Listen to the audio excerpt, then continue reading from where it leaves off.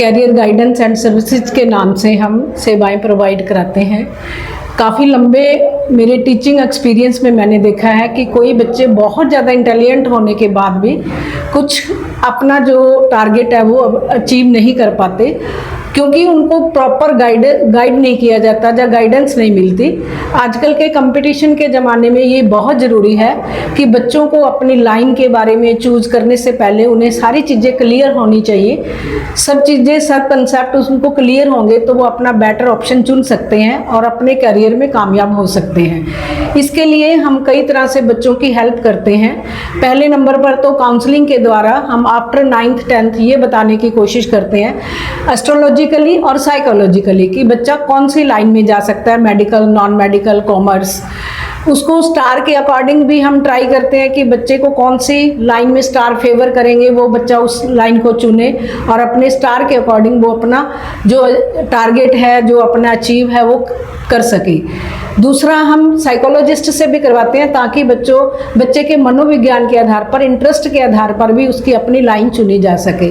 इसके अलावा medical, non medical में जेई मेंस और नीट के बाद बच्चा कितने रैंक पर, कितनी परसेंटाइल पर कौन सा कॉलेज ले सकता है, वो सारी चीज़ें हमारे करियर गाइडेंस के द्वारा सेवाएं प्रदान की जाती हैं, बताया जाता है, प्रॉपर बच्चों को गाइडेंस की दी जाती है। मैम, अभिभावकों के पास समय नहीं है कि वो अपने बच्चों को प्रॉपर तरीके से गाइडेंस दे सकें, तो अभिभावक तो पशुपेश में है या बच्चे भी उससे ज़्यादा दुविधा में हैं, तो उसके लिए अभिभावकों के लिए भी कुछ सेमिनार वगैरह कोई? हाँ जी सर, हम समय समय पर सेमिनार करवाते रहते हैं। जैसे आज ही हमने एक सेमिनार करवाया है जो गेट माई यूनिवर्सिटी दिल्ली की है।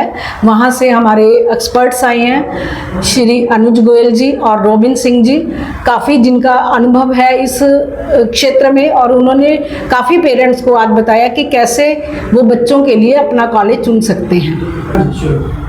हाँ जी सर, हम मेडिकल लाइन में बच्चों को प्रॉपर गाइडेंस करके, कई बच्चे मतलब कम फीस में जाना चाहते हैं लेकिन वो उनको कॉलेज नहीं मिल पाता, तो हम बच्चों को बाहर भेजने का काम भी करते हैं।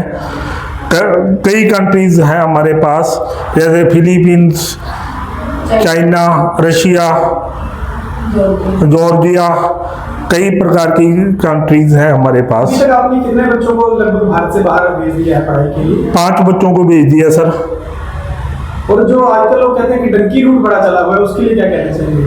सर, हमारा प्रॉपर वे से काम होता है, कोई डंकी वाला काम नहीं होता, बिल्कुल नीट एंड क्लीन काम होता है हमारा। बच्चों का भविष्य संवारने के लिए जरूरी है सही दिशा और सही मार्गदर्शन। सिरसा में आयोजित करियर गाइडेंस सेमिनार ने छात्रों और अभिभावकों की इन्हीं जरूरतों को समझते हुए उनके सवालों का समाधान किया।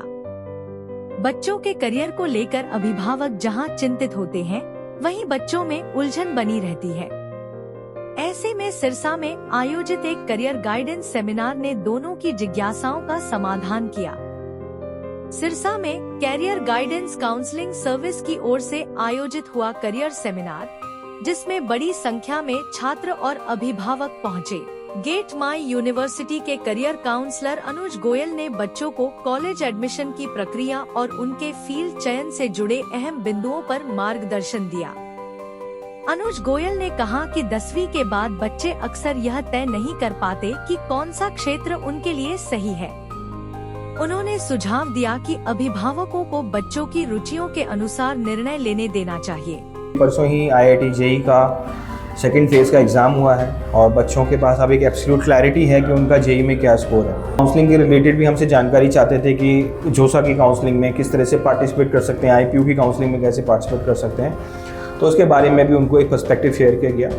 और हम लोग सारे इंडिया के मेडिकल कॉलेजेस, अब्रॉड के मेडिकल कॉलेजेस पर्सनली विजिट करते हैं, तो ऑलमोस्ट अगर आप देखेंगे तो हमने सारे कॉलेजों को कवर किया है। तो हम फाइनल लेवल पे बच्चों को बता पाते हैं, जो एक पेरेंट के लिए पॉसिबल नहीं होता कि इतने केरला, कर्नाटका हर जगह जाके वो देख पाए।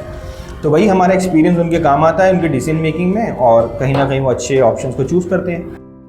गणित विशेषज्ञ RK रंजन ने गणित को लेकर बच्चों की भ्रांतियों को तोड़ा और बताया कि अगर सही तरीके से पढ़ा जाए तो गणित सबसे आसान विषय है।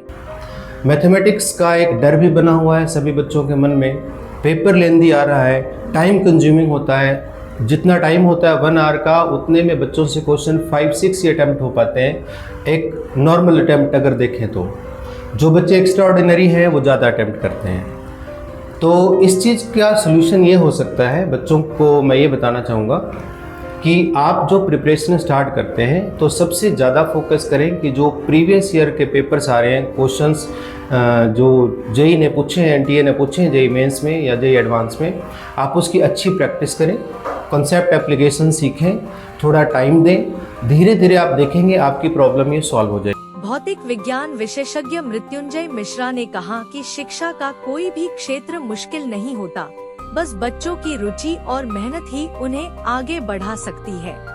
पढ़ाई भारी नहीं होता जा रहा है। अगर आप पीछे के कॉम्पिटिशन में काउंट करोगे तो पहले के कॉम्पिटिशन में सिलेबस दिन पर दिन घटाया गया है, इसलिए ये कहना कि पढ़ाई मुश्किल होते जा रहा है ऐसा नहीं है। ये डिपेंड करता है पढ़ाने वाले टीचर पे और उनके जो गाइडलाइन देते हैं उन पे। नहीं तो पढ़ाई, अगर आप सिलेबस को देखोगे ध्यान में तो बहुत सारे सिलेबस हर साल कम किए जाते हैं। तो पहली बात तो बच्चों को सही डायरेक्शन में पढ़ने का तरीका, अगर वो बच्चे कंटिन्यूटी में पढ़ेंगे तो फिर उनको कभी कोई दिक्कत नहीं आएगी।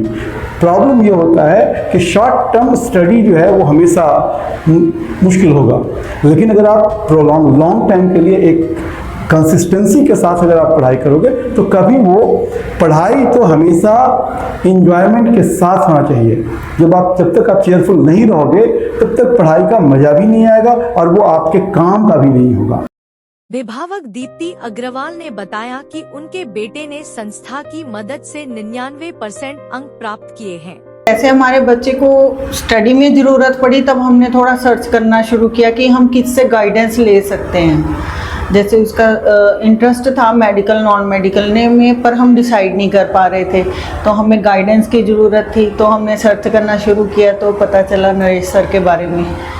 तो उसके बाद हम सर से मिले, फिर उन्होंने सब्जेक्ट चूज़ करने में भी गाइडेंस दी, फिर आगे उसके एडमिशन को परस्यू करने में भी गाइडेंस दी।